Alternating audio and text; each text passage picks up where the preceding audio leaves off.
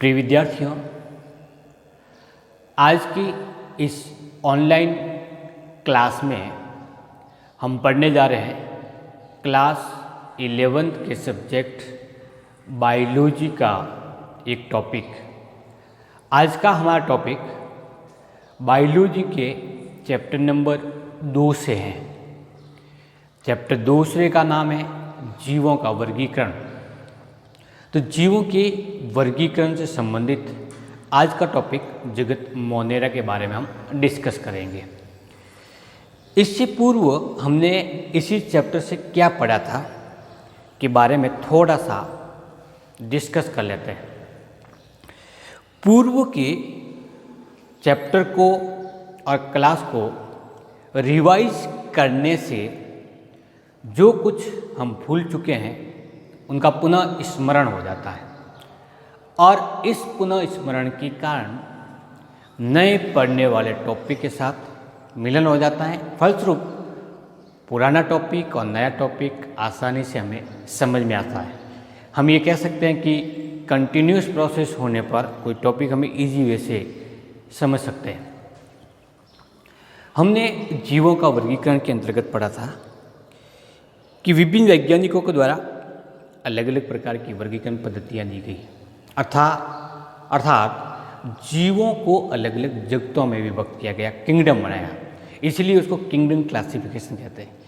इसके अंतर्गत 2 kingdom, 3 kingdom, 4 kingdom, 5 kingdom and 6 kingdom classification दिया गया।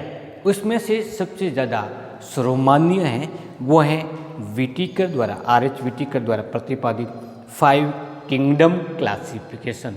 ये क्लासिफिकेशन इन्होंने 1966 में प्रतिपादित किया था, पब्लिश करवाया था। विटिकर के अनुसार जीवों को 5 किंगडम में क्लासिफाई किया गया, इसलिए इसको 5 किंगडम क्लासिफिकेशन कहते हैं। इसमें पहला जो किंगडम है वो किंगडम मोनेरा कहलाता है, सेकेंड है प्रोस्टिटा, थर्ड फंजाई, फोर्थ प्लांटी और फिफ्थ एनिमिलिया। ये क्लासिफिकेशन सबसे ज़्यादा और सर्वमान्य है।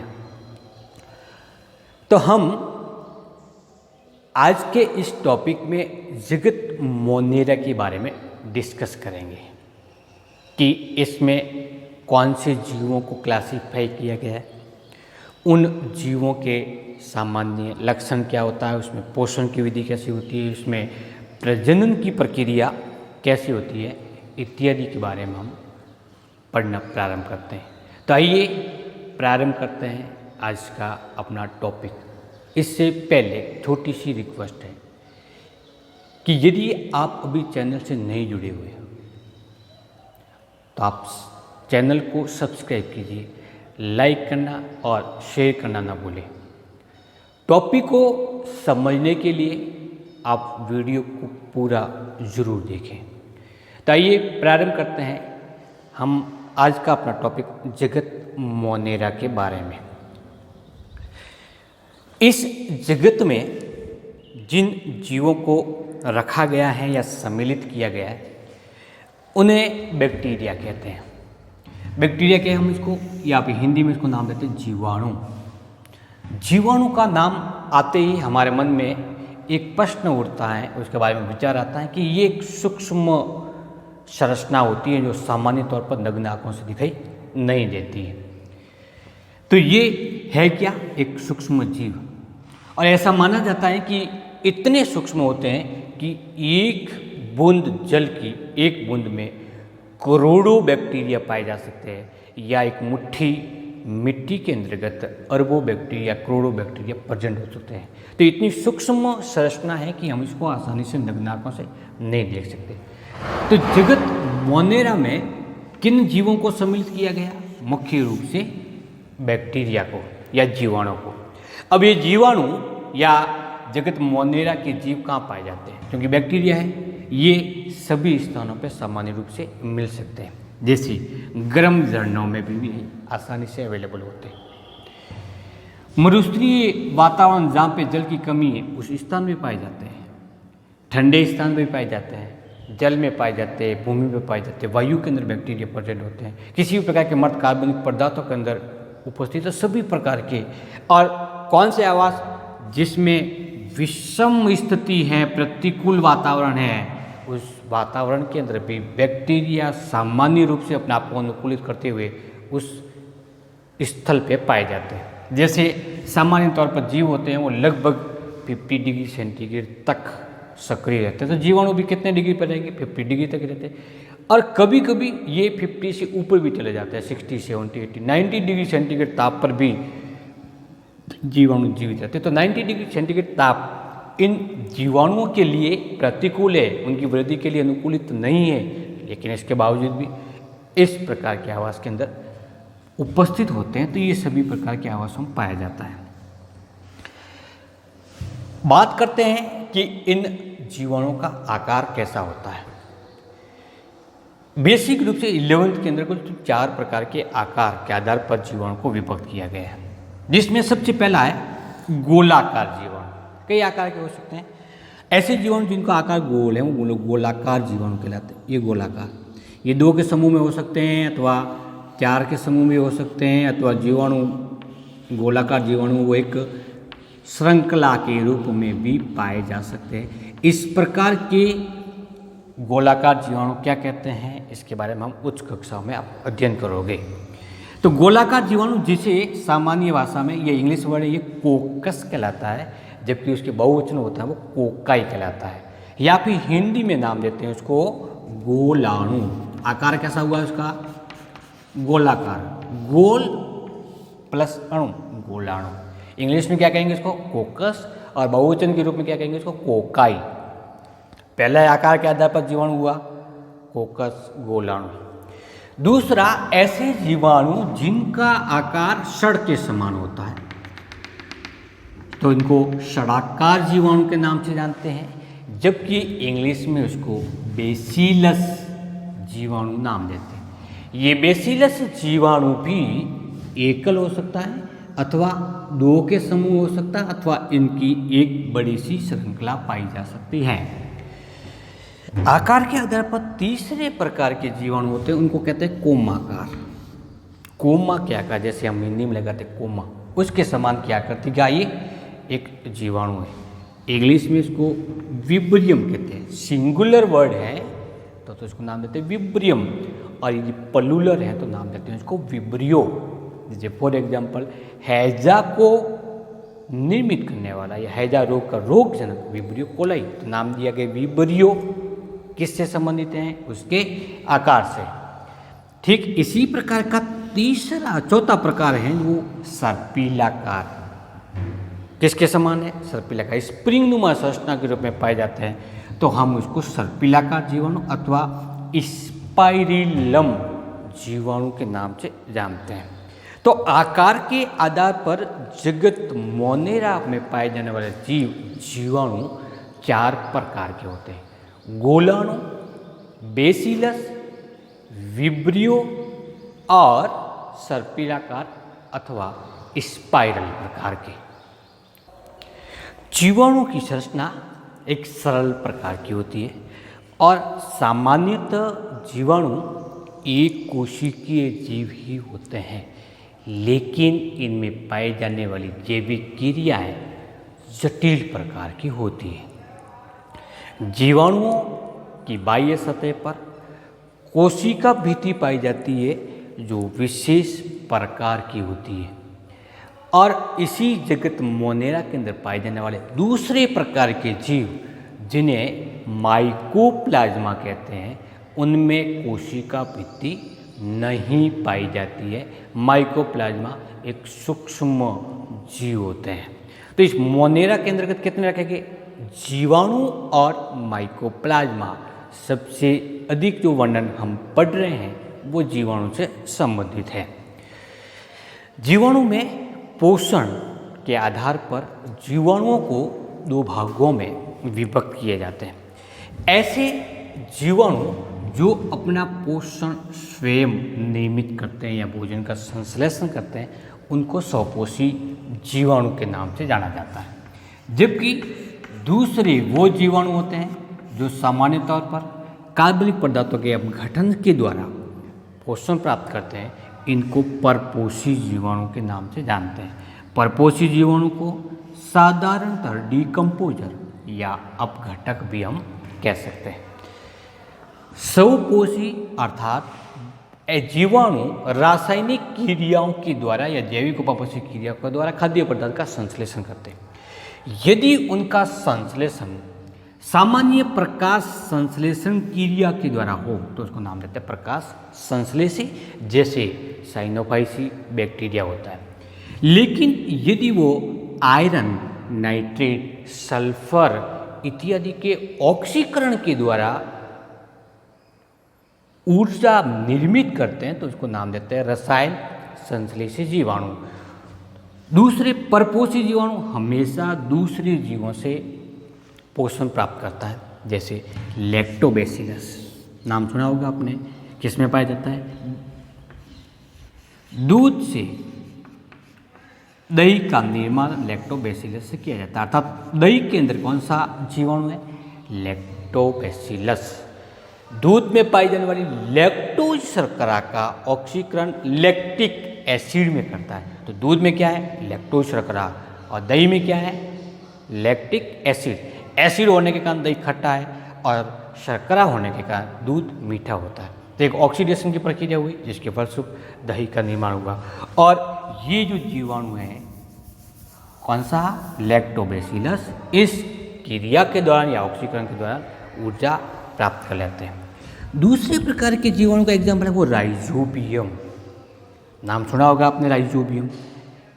किसमें पाया जाता है? लेग्यूम पाचक। कौन से लेग्यूम? जिनमें फलियां आती हैं। तो लेग्यूम मूल में, मूल की उसमें क्या पाई जाती है? ग्रंथिकाएं अथवा गांठें पाई जाती है। उन ग्रंथिकाओं में राइजोबियम जीवाणु उपस्थित होते हैं। क्या करते हैं ये मूल की वल्कुटीय कोशिकाओं से भोजन प्राप्त करते हैं। तो पोषण किससे प्राप्त करेंगे? पादप की मूल संरचनाओं के द्वारा। इसके अतिरिक्त विभिन्न प्रकार के रोगजनक, जैसे हैजा का रोगजनक है वो विब्रियो कोलाई, क्या करेगा? आंत के अंदर जाकर के पोषण प्राप्त करता है, उसी दौरान रोग उत्पन्न हो जाता है। टाइफाइड को नियमित करने वाला साल्मोनेला टाइफी, या पादपों में रोग उत्पन्न करने वाला सीट्रस कैंकर या जंथोमोनास सीट्रई, जो पादपों में कैंकर डिजीज उत्पन्न करता है। इसके अतिरिक्त टिटनेस को उत्पन्न करने वाला जीवाणु क्लोस्ट्रीडियम टिटिनी। तो जितनी भी प्रकार की रोगजनक जीवाणु होते हैं वो 100% कौन से प्रकार के होते हैं? परपोषी जीवाणु के एग्जाम्पल होते हैं। संरचना और उपपक्षी क्रियाओं के आधार पर जीवाणु को मुख्य रूप से दो भागों में विभक्त किया जाता है। ये जो विभक्तिकरण है स्वपोषी और परपोषी, ये पोषण के आधार पर है और ये है वो संरचनाओं के आधार पर। एक तो होता है आद्य बैक्टीरिया और दूसरे होते हैं यू बैक्टीरिया। आद्य बैक्टीरिया को इंग्लिश में हम कहते हैं, बैक्टीरिया इंग्लिश वर्ड ही है, आद्य आर की बैक्टीरिया, आदिम जीवाणु और विकसित जीवाणु। आदिम प्रकार के जीवाणुओं में विकसित प्रकार की सेल वॉल्स नहीं पाई जाती। इनमें ये जीवाणु मुख्य रूप से लवणीय क्षेत्र, गर्म झरना युक्त क्षेत्र और कच्छ क्षेत्र के अंतर्गत पाए जाते हैं। लवणीय क्षेत्र में पाए जाने वाले जीवाणु को हेलोफी, गर्म झरना में पाए जाने वाले को थर्मोएसिडोफिलस, कच्छ क्षेत्र में पाए जाने वाले मेथेनोजन जीवाणु कहलाते हैं। मेथेनोजन जीवाणु मुख्य रूप से गोबर के अपघटन द्वारा कौन सी गैस उत्पन्न करते हैं? मेथेन गैस उत्पन्न करते हैं,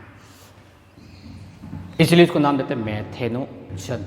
जहाँ पे गोबर का ढेर लगा होता है वहाँ पे एक विशिष्ट प्रकार की गंध आती है। वो गंध मुख्य रूप से मेथेन के कारण होती है, प्लस उसके साथ में बनी हुई हाइड्रोजन सल्फाइड। लेकिन अधिकांश जो गैस बनती है वो कौन सी होती है? मेथेन होती है। और उसी मेथेन गैस का उपयोग ईंधन के रूप में करते हैं और उस समय जो ईंधन के रूप में जो गैस प्रयुक्त होती है वो कहलाती है गोबर गैस। आपको पता होगा कि एक छोटा सा कुंड होता है गोबर गैस प्लांट का, उसके अंदर गोबर डाल दी जाती है। उस गोबर के अंदर पहले से मौजूद मेथेनोजन जीवाणु उसका अपघटन करके मेथेन गैस उत्पन्न करते हैं और उस मेथेन गैस को गोबर गैस कहते हैं, जिसमें मेथेन के अलावा भी कुछ गैसों का मिश्रण होता है, लेकिन अधिकांश भाग होता है वो मेथेन का होता है। उसको हम ईंधन के रूप में यूज करते हैं। मेथेनोजन जीवाणु मुख्य रूप से रूमिनेट पशुओं की आमाशय में पाया जाता है। रूमिनेट जो जुगाली करने वाले पशु, गाय, भैंस इत्यादि में, और उसी के साथ साथ में उसके गोबर के साथ में ये आर नाल के माध्यम से बाहर निकलते हैं और गोबर के अपघटन करने की प्रक्रिया को प्रारंभ करते हैं। फलस्वरूप किसका निर्माण होगा? गोबर गैस का। तो एक सामान्य प्रकार के सरल बैक्टीरिया हैं जो आदिम प्रकार के अथवा उसको आर्की बैक्टीरिया के नाम से जानते हैं। दूसरे प्रकार के वे बैक्टीरिया जो विकसित प्रकार के हैं, ऐसे बैक्टीरिया को हम यू बैक्टीरिया के नाम से जानते हैं। तो आइए पढ़ते हैं अब हम यू बैक्टीरिया के बारे में। यू बैक्टीरिया में एक विकसित प्रकार की कोशिका भित्ति या सेल वॉल प्रेजेंट होती है, इसलिए इनका एक निश्चित आकार होता है और ये ड्रेड होते हैं। इस प्रकार के बैक्टीरिया का एक सामान्य सा एग्जाम्पल है जिनको हम साइनोबैक्टीरिया कहते हैं अथवा नील हरित जीवाणु के नाम से जानते हैं। नील, ब्लू, हरित, ग्रीन बैक्टीरिया अथवा इसको एल्गी मानते हैं तो BGA ब्लू ग्रीन एल्गी और ब्लू ग्रीन बैक्टीरिया के नाम से इसको जाना जाता है। इस प्रकार की बैक्टीरिया का एक सामान्य सा एग्जाम्पल है नॉस्टॉक और एनाबीना। नाम सुना होगा नॉस्टॉक और एनाबीना। जब हम नाइट्रोजन स्थिरीकरण के बारे में बात करते हैं तब इन जीवाणुओं का एग्जाम्पल वहाँ पे आता है। इस प्रकार के जीवाणु मूल रूप से तंतुलनुमा संरचना के रूप में पाए जाते हैं। इन तंतुल संरचनाओं के चारों ओर एक श्लेष्मीय आसद पाया जाता है।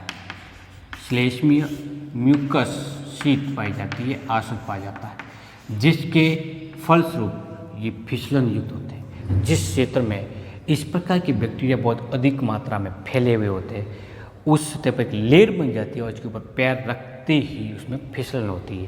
फिसलन का मुख्य कार्य इन तंतुल संरचनाओं के चारों ओर पाए जाने वाला श्लेष्मीय आवरण या आसद होता है।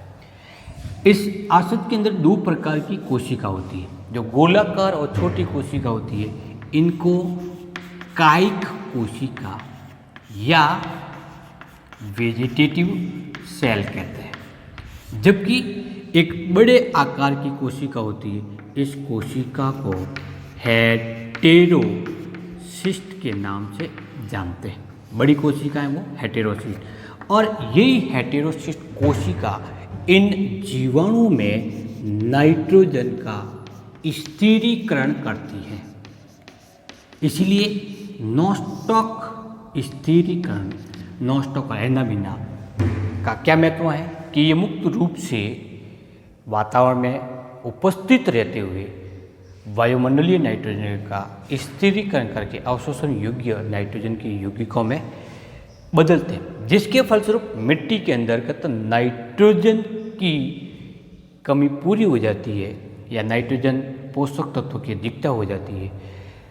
यदि मृदा के अंतर्गत नाइट्रोजन तत्वों की कमी हो जाती है तो हम यूरिया या कोई फर्टिलाइजर इसके अंतर्गत डालते हैं, जिसके कारण उस मृदा में उस नाइट्रोजन तत्वों की कमी पूरी हो जाती है। लेकिन ये जीवाणु आसानी से मुक्त रूप से अपना जीवन व्यतीत करते हुए फ्री में नाइट्रोजन का स्थिरीकरण कर लेते हैं।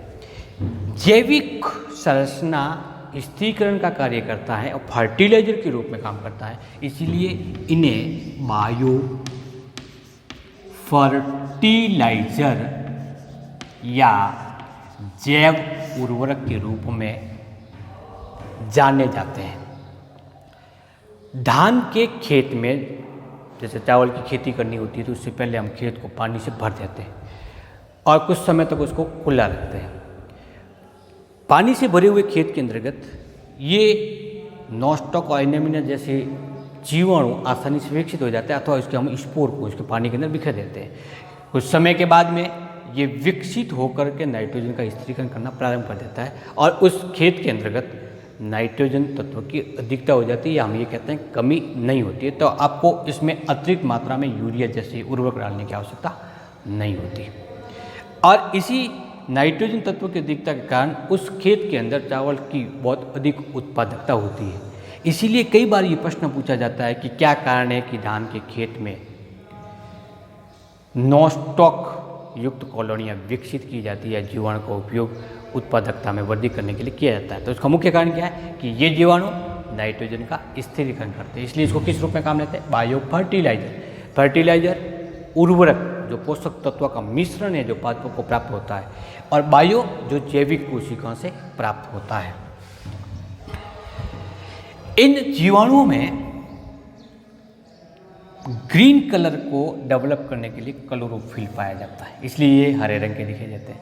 और फाइकोसाइनिन नामक वर्ण की उपस्थिति के कारण ये नीला रंग भी प्रदर्शित करते हैं, इसलिए इसको नाम देते हैं नील हरित जीवाणु।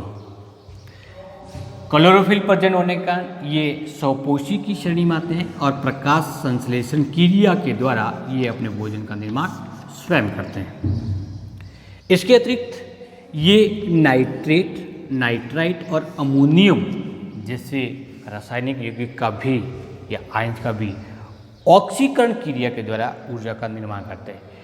ये जीवाणु नाइट्रोजन, फास्फोरस, आयरन और सल्फर के पुनः चक्रण में महत्वपूर्ण भूमिका निभाते हैं।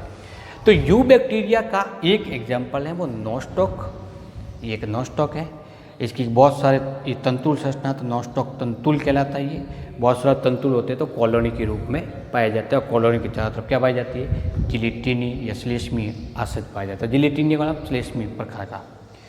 एग्जाम के अंतर्गत इससे संबंधित प्रश्न कई प्रकार के आते हैं कि जैसे बायो फर्टिलाइजर का एक एग्जाम्पल दीजिए, या ब्लू ग्रीन एल्गी का एक आर्थिक महत्व लिखिए, अथवा नॉस्टॉक कॉलोनी का या नॉस्टॉक तंतु का नामांकित चित्र बनाइए।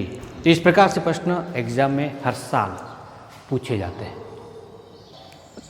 जगत मोनेरा के जीव अर्थात जीवाणु 3 प्रकार से जनन की प्रक्रिया को संपन्न करते हैं। पहला कोशिका विभाजन, सेकंड विशेष प्रकार की संरचना जिसको बीजाणु कहते हैं, अथवा लैंगिक प्रक्रम के द्वारा जनन की प्रक्रिया को संपन्न करते हैं।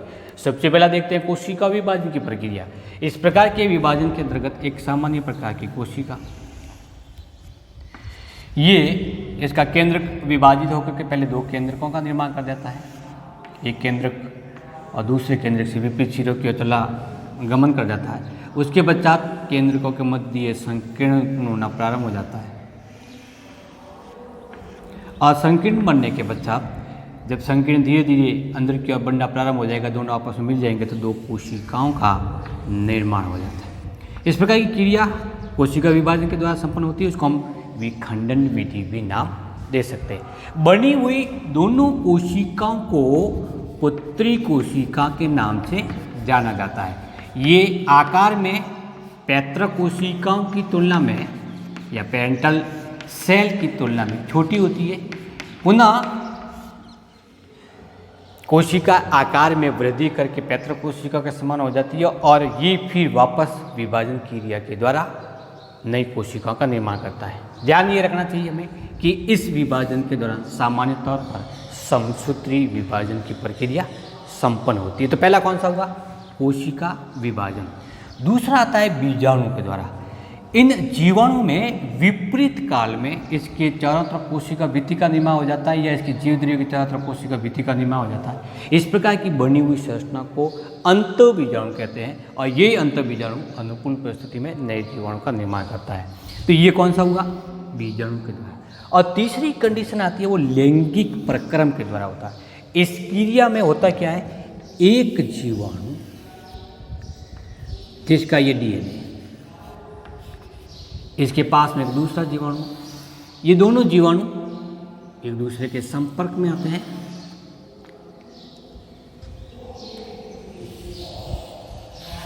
संपर्क में आने के बाद में दोनों की झिल्ली विलीन हो जाती है। यदि बेसिलस प्रकार के तो आमने सामने से होती है। और इस एक का डीएनए विभाजित होकर के 2 डीएनए का निर्माण करता है और एक डीएनए बी कोशिका के अंदर ट्रांसफर हो जाता है, जिसके फलस्वरूप एक बी कोशिका भी है वो किसके समान हो जाएगी? ए के समान हो जाती है। इस प्रकार की प्रक्रिया को पारक्रमण या लैंगिक प्रक्रम के माध्यम से समझ सकते हैं। उच्च कक्षाओं में इस लैंगिक प्रक्रम की प्रक्रिया को ज़्यादा विस्तार से आप पढ़ोगे। इसमें हुआ क्या? लैंगिक प्रक्रम की प्रक्रिया में एक जीवाणु कोशिका से दूसरे जीवाणु कोशिका में डीएनए का या आनुवंशिक पदार्थ का स्थानांतरण होता है। तो प्रिय विद्यार्थियों, कुल 3 प्रकार की विधियों के द्वारा जीवाणुओं में सामान्यतः जनन होता है: कोशिका विभाजन, बीजाणु और लैंगिक प्रक्रम के आधार पर। आइए बात करते हैं हम कि इन जीवाणुओं का आर्थिक महत्व क्या है। आर्थिक महत्व हम उस प्रक्रिया को कहते हैं जिसमें मानव की दैनिक दिनचर्या समान रूप से प्रभावित होती है। उसको लाभ भी होता है और उसको हानि भी होती है, तो हम उसको नाम देते हैं आर्थिक महत्व के संदर्भ में। आर्थिक महत्व के रूप में पढ़ा जाए तो लाभदायक क्रियाविधि कौन सी, एक्टिविटीज कौन सी है, और दूसरी कौन सी देखेंगे, हानिकारक कौन सी हुई। लाभदायक और हानिकारक, जैसे खाद्य पदार्थ के निर्माण में पहला भाग खाद्य पदार्थ, जैसे दूध का दही में बदलना, दही को निर्मित करने में लैक्टोबैसिलस की आवश्यकता होती है, तो ये कौन सा हुआ? एक लाभदायक प्रक्रिया संपन्न हुई। लाभदायक प्रक्रिया में जैसे गोबर गैस का निर्माण करते हैं, किससे करते हैं? मैथेनोजन गोबर गैस का निर्माण मैथेनोजन जीवाणु के द्वारा होता है, तो क्या हुआ? ये लाभदायक एक्टिविटी होगी। ठीक इसी प्रकार की कई जीवाणु प्रतिजैविकी औषधि को निर्मित करने में प्रेरित होते हैं, जैसे स्ट्रेप्टोकोकस नाम सुना होगा, किसका निर्माण करता है? प्रतिजैविक जो जीवाणु के प्रति, रोगजनक जीवाणु के प्रति सुरक्षा प्रदान करने का कार्य करता है। तो दूसरा है विभिन्न प्रकार के रसायन, जैसे प्रतिजैविकी औषधियों का निर्माण करने। हम एक या दो डिस्कस कर लेते हैं हानिकारक एक्टिविटीज़ के बारे में। जैसे हानिकारक के रूप में विभिन्न प्रकार के रोगजनक जीवाणु जितने भी हैं वो सब के सब मानव के अंदर, पौधों में और पशुओं में रोग फैलाने का कार्य करता है, जिससे आर्थिक हानि होती है। तो रोगजनक के रूप में कई बार क्या होता है कि खाद्य पदार्थ में जीवाणु की एक्टिविटी के कारण खाद्य पदार्थ विषाक्त हो जाता है, तो खाद्य पदार्थ का विषाक्त होना भी किसके कारण होता है? जीवाणुओं के कारण होता है। तो इस प्रकार से हमने आज के इस टॉपिक में क्या पढ़ा हुआ है? जगत मोनेरा। इसमें मुख्य रूप से डिस्कस किया हमने जीवाणु के बारे में, और एक छोटा सा एग्जाम्पल लिया था माइकोप्लाज्मा के बारे में। एक बार पुनः समझ लेते हैं। माइकोप्लाज्मा एक सूक्ष्म संरचना होती है जिसकी चारों तरफ कोशिका भित्ति नहीं पाई जाती, और ये ऑक्सीजन की अनुपस्थिति में भी जीवित रह सकती है। इस प्रकार की संरचना क्या कहलाएगी? माइकोप्लाज्मा। इसको नाम देते हैं PPLO, प्लूरोनिमोनिया लाइक ऑर्गेनिज्म। तो इस प्रकार से आज के इस टॉपिक में हमने जीवाणु की संरचना के बारे में विस्तार से समझा कि उसमें जनन कैसा होता है, इसमें पोषण कौन सी विधि से होता है, इत्यादि प्रकार के। हम नेक्स्ट क्लास में डिस्कस करेंगे जगत प्रोस्टेटा के बारे में। Thank you.